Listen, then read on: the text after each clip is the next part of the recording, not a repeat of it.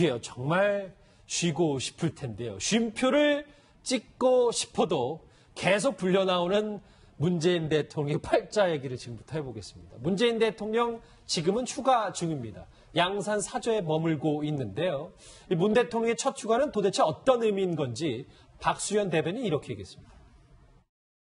대통령은 내일 하루 휴가를 내셨고 23일 김해 봉하마을에서 열리는 노무현 전 대통령 8주기 추도식에 참석하고 돌아올 예정입니다. 대통령의 그 휴가가 연간 약 21일 정도 되는 것으로 그렇게 알고 있고, 그중에 하루를 정식으로 휴가를 사용하시는 것인데 아마 전국 구상이나 여러 가지를 하기 위해서 하시는 것이고요.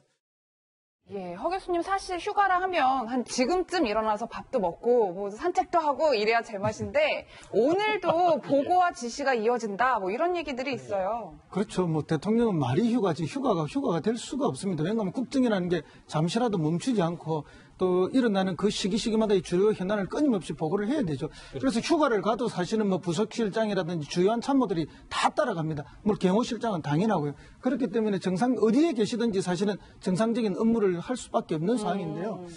지금 저기도 보면 이제 양산 집 앞에 주민들이 지금 와서 이제 대통령님 나오세요 하고 불렀다는 거 아닙니까? 예. 집에 들어가 계신데. 그래서 할 수 없이 나와가지고 또 이제 이렇게 사진 촬영을 같이 해주고 있는데 저 모습은 과거에 이제 노무현 대통령이 퇴임해서 봉화에 가 계실 때 시민들이 오시면 이제 뭐 나오세요 이렇게 하면 또 나와서 하루에 몇 차례씩 나와서 같이 사진 찍고 같이 대화 나누고 했던 그런 모습을 연상케 하는 모습인데, 어쨌든 뭐 찾아오신 시민들이 저렇게 불렀을 때 나와서 같이 해주는 대통령의 모습은 참 보기는 좋다는 생각이 듭니다. 그러나 이제 지금 현직에 너무 바쁘기 때문에 저걸 지속적으로 할 수는 없죠. 그래서 어느 정도 자제하셔야 또 될 것이라고 생각하는데, 북한이 더군다나 미사일을 쏘지 않았습니까? 그렇죠. 일요일 새벽에 쏘고 일요일 오후에 쏘고 이렇게 해서 일요일마다 지금 2번을 달아서 쏘아서 정말 대통령이 쉬는 걸 못 보는 그 북한의 모습이 아닌가 싶은데, 사실은 어쨌든 문 대통령을 시험에 들게 하고 있다. 저는 북한의 모습을 그렇게 이해하고 있습니다.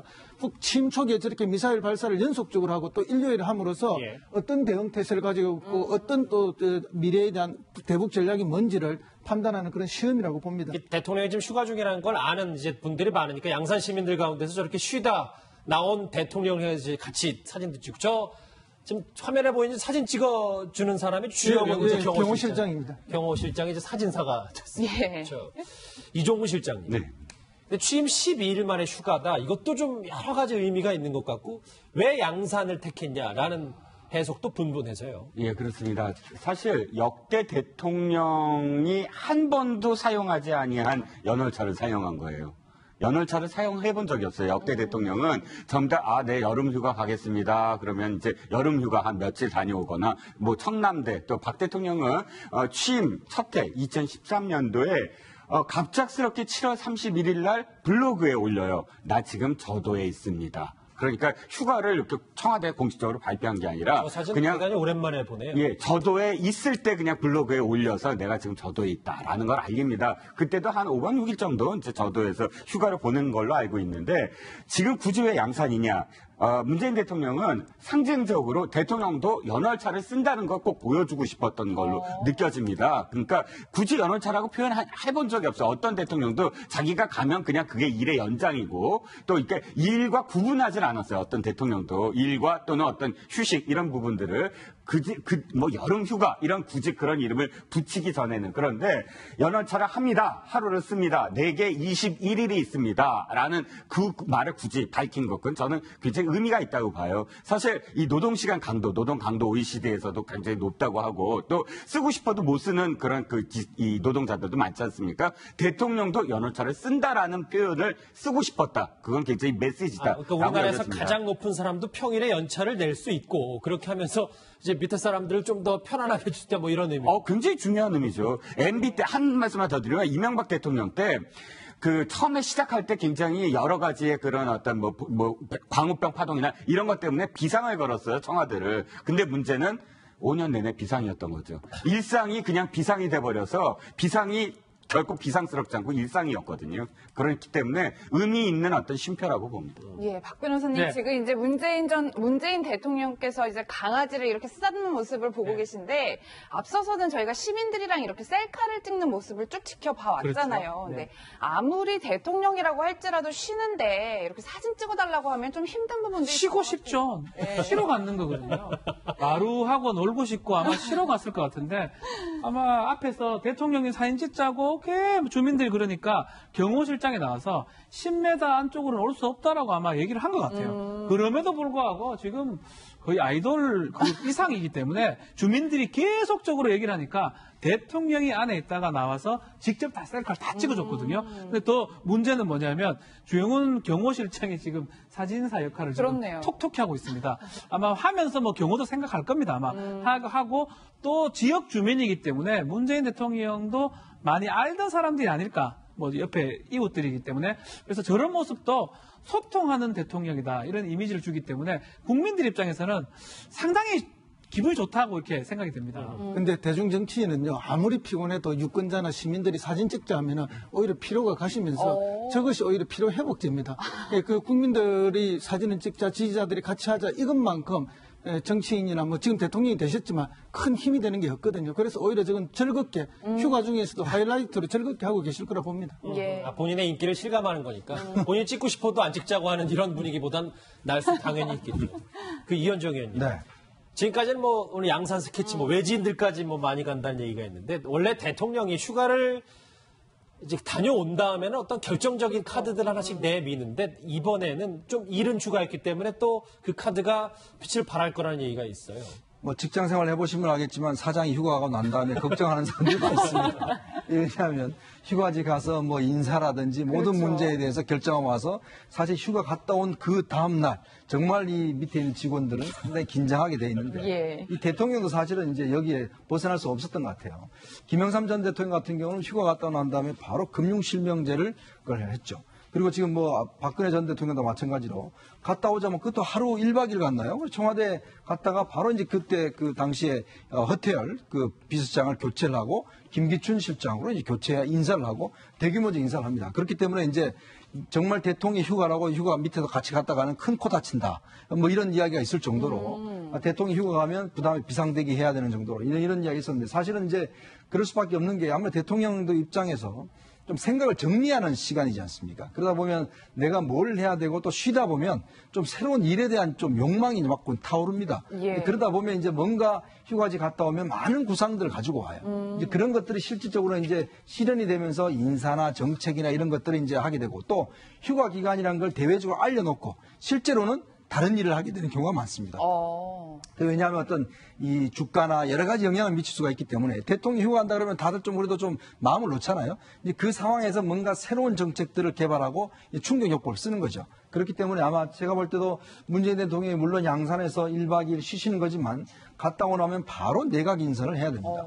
자, 그렇기 때문에 아마 이번 휴가는 이제 내각 인선에 대한 어떤 그런 휴가가 아닐까 저 그런 생각을 좀 해봅니다. 그런 전국구장의 의미도 있고 내일 있을 이제 노무현 전 대통령 8주기 추모식 이것도 허 교수님 연장선상에 보는 그런 휴가라고 봐야 되는 거죠. 그렇죠. 예, 내일 뭐 어차피 서울에서 바로 가서 갈 수도 있지만 어쨌든 지금 선거 기간이 굉장히 좀 길지 않았습니까? 물론 본 선거는 짧았지만 오랫동안 해왔고 휴가가 전혀 없지 않습니까? 그리고 실제 이제 인수위가 없다 보니까 대개 다른 대통령은 인수위 기간 중에 잠시 쉬고 이런 경우들이 많이 있었고 그러다 보니까 뭐 당연히 휴가를 한번 가는 게 필요하죠. 근데 아마 내일 그 행사와 맞추어서 겸사겸사로 날짜를 잡지 않았나 이래 봅니다. 더군다나 방금 말씀하신 것처럼 지금 내각 인선이 거의 안 되고 있지 않습니까? 그래서 내각 인선에 관한 마지막 조율도 좀 필요하실 거라 보고요. 저 집 옆에 이제 돌담이 보이는데요. 저 돌담하고 이제 안채를 싸고 있는 돌담이 2개가 있는데 제가 지난 여름에 가서 이제 보니까 돌담이 밑에 우리가 돌담을 하면 다 돌 사이즈가 비슷합니다. 저기 허 교수님 자주 가보셨군요. 예, 근데 제가 특이한 돌담을 봐가지고 밑에 2층으로 된 돌담이었는데 밑에는 큰 돌이고 위에는 작은 돌이었어요. 그래서 제가 직접 여쭤봤습니다. 그랬더니 이사 와서 주변에 돌이 많아가지고 돌을 본인이 직접 다 주워서 담을 자기 손으로 손수 다 쌓았답니다. 그럴 정도로 부지런하고 또 이렇게 외딴 곳에 저는 단독주택에 살면은 남성이 부지런히 하지 않으면 여성이 살림을 할 수가 없어요. 예. 그래서 아마 부부가 외딴 곳에서 저렇게 살림을 하더라도 아주 이제 잘 맞추어서 할 수 있는 그런 궁합이 잘 맞는 분들이 아닌가 그런 생각이 듭니다. 문 대통령의 반려견 마루가 잠깐 나왔는데 이제 문 대통령이 동아일보의 인터뷰에서 본인에게 최고의 하루를 부르니까 저 마루와 함께 저 양산 뒷산을 산책하는 게 본인 인생의 최고의 하루라고 그런 얘기도 한번 했었죠. 만약에 이제 집이 불이 나가지고 가족들을 다 구하면 다음에 누굴 구할 거냐면 마루를 구한다 그러거든요. 다른 후보자들은 뭐 만년필 뭐 이런 딴 얘기를 했거든요. 그 얘기를 하면서 이 마루는 애완견이고 내 가족이라고 얘기를 했었고 그렇죠. 지금 찡찡이하고 뭐 저기 토리는 올라가 있는데 마루는 아직 못 갔기 때문에 저는 뭐 이 얘기는 제 생각이긴 하지만 마루가 좀 보고 싶은 것도 있었지 않을까. 마루를 또 양산에서 올라오긴 뭐하기 때문에. 그럴 수 있죠. 그래서 여러 가지 뭐 병원마을로 갔기도 하고 그렇기 때문에 양산으로 휴가지를 선택한 게 아닌가 이런 생각이 예. 저 마루가 나이가 사람으로 치면 한 60살이 넘었대요. 그래서 이제 환경을 변화하면 좀 문제가 있을까 싶어서 그래서 이제 지금 김정숙 여사가 혹시나 지금 또 청와대로 가면 얘가 상황을 적응을 못해서 그럴 수 있죠. 힘들까 싶어서 지금 아직까지도 결정을 못했다 이렇게 이야기하고 있습니다. 양산에 터줏대가 있군요. 이종호 실장님, 이제 마루 얘기는 여기까지 하고 네. 저희가 대통령 주치 얘기를 좀 해볼 텐데 네. 송인성 교수가 내정이 됐어요. 네, 네. 근데 사실 이제 무너진 청와대 의료 체계 때문에 그렇죠. 국민들이 실망이 많았는데 네, 네. 어깨가 좀 무거울 것 같아요. 네, 바로 그 점 때문에 송 교수를 다시 주치의로 내정한 게 아닌가 싶습니다. 지금 최근에 최순실 게이트를 통해서 우리가 여러 가지 어떤 사실 국정농단 내지는 뭐 우리나라 공적 시스템 무너진 걸 봤지만 그 중에서도 청와대의 의료 시스템, 대통령의 가장 중요한 건강을 책임지는 그 시스템이 무너진 것에 대한 이 우려 또 그 부분에 대한 참담함이 있지 않았습니까? 그런데 송인성 교수는 사실 지금 뭐 그 노무현 전 대통령의 어떤 주치의로만 또 알려져 있지만 사실은 4대가 의사 집안이에요. 할아버지가 연세대 의대 2회 졸업생이고 아버지가 서울대 의대 뭐 3회 졸업생이고 또 아들까지 연대 의대 지금 뭐 재학생입니다. 그래서 4대가 의사 집안인 그런 집안이고 또 본인도 사실 우리 소화기 내과에서 진짜 권위자예요. 뭐 헬리코박터균 뭐 많이 들어보셨겠지만 내장 기관에 있어서 헬리코박터균의 어떤 영향에 대해서 우리나라에서 최초로 또 밝혀내신 분이고 그런 여러 가지 점에서 지금은 이제 서울대병원에서 이제 은퇴를 해서 분당 서울대병원 명예교수로 계시지만 그런 여러 가지 점에서 어쨌든 송 교수가 적임자다. 뭐 의학계 내에서의 어떤 존경이라든지 혹은 지금 권위라든지 이런 모든 부분에서 어쨌든 또 한번 해보셨고 다시 그걸 복원하는 그런 복귀해서 복원하는 그런 어떤 의미도 있고 해서 송 교수야말로 이번 그 무너진 그냥 공적 청와대의 의료 시스템을 복원시킬 것이다라는 어떤 믿음이 가는 인선이라고 볼 수 있습니다. 근데 이제 송인성 주치 얘기는 뭐 이제 좀 알려진 건데 오늘 좀 새롭게 나온 얘기들이 뭐냐면 이현정이 보니까 박 전 대통령 때는 이제 정신과 자문의를 좀 두라고 그랬는데 안 뒀고 한방위도 없앴고 이게 좀 왜 그랬던 거예요? 그러니까 이게 정신과 이제 전문의를 없앤 이유는 참 저도 이해가 하기 힘들어요. 이게 왜냐하면 어떤 면에서 정신과 전문의가 있었으면 그 대통령의 정신 건강이나 이런 문제를 좀 돌봤을 텐데 그걸 왜 특히 안 했는지 어떤 면에서 보자면 자기의 속내가 좀 드러날까 싶어서 그것 때문에 안 한 것인지 뭐 그런 이유도 알 수가 없고 특히 또 한방 같은 경우는 이게 제가 알기로는 이 주치의가 된 지가 오래되지는 않습니다. 아마 김대중 대통령 때인가요? 그때 이제 한방 주치의가 있었던 것으로 기억을 하고 있는데 특히 이게 한방 한의학계에서는 굉장히 큰 바람이에요. 왜냐하면 지금 양방 한방으로 해서 사실 한의학계가 굉장히 좀 홀대당하고 있다 이런 이야기가 있는데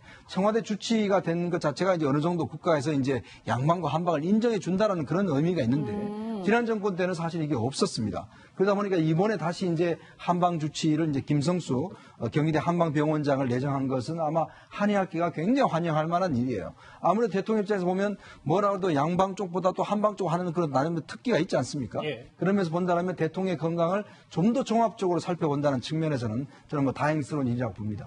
저것도 정상화의 일환이라고 보면 되는 거죠. 알겠습니다. 대통령은 뭐 주치 얘기도 나왔습니다만 휴가로 좀 머리를 좀 식히고 있고 하지만 청와대는 오늘도 분주히 움직였습니다. 눈여겨볼 지시가 오전에 있었는데요. 김수현 사회수석 이렇게 얘기했습니다. 대통령께서는 지난주에 4대강 관련 사항에 대해서 다양한 자료와 정책 방향에 대해서 보고를 받으시고 4대강 사업 정책 결정 및 집행 과정에 대한 정책 감사를 실시할 것을 지시하셨습니다. 물론 이 감사 과정에서 명백한 위법 또는 불법 행위가 발견될 경우 그에 상응하는 후속 조치는 불가피하리라고 생각합니다. 뭐 굉장히 의미심장하다라고 평가할 수 있을 것 같은데 저희가 이 의중을 어떻게 해석해 보면 될까요?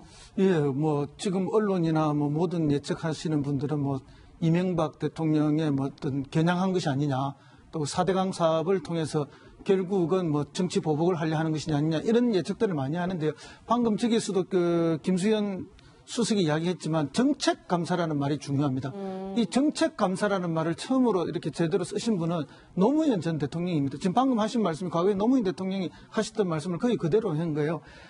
어떤 불법을 발견해서 누구를 처벌하기 위해서 우리가 감사를 하는 것이 아니라 그 정책이 수립되고 집행되는 과정이 얼마나 정확했고 타당했는가, 그리고 뭐 이런 것들에 대해서 한번 제대로 정책적으로 한번 들여다보고 다음에 다시는 이런 반복되는 정책적 오류를 하지 않도록 하자 해서 그때 정책 감사할 것을 노무현 대통령이 그렇게 말씀을 했습니다. 그런데 오늘 그 이야기가 그대로 나왔는데요. 이 4대강 문제는 이명박 정부의 잘잘못을 따지고 뭐 그들을 비판하거나 정치적 보복을 하자는 것이 아니라. 근데 저게 말씀 끊어 죄송하지만 이명박 전 대통령, 이명박 정부의 상징 아니겠습니까? 상징을 그렇죠. 감사한다.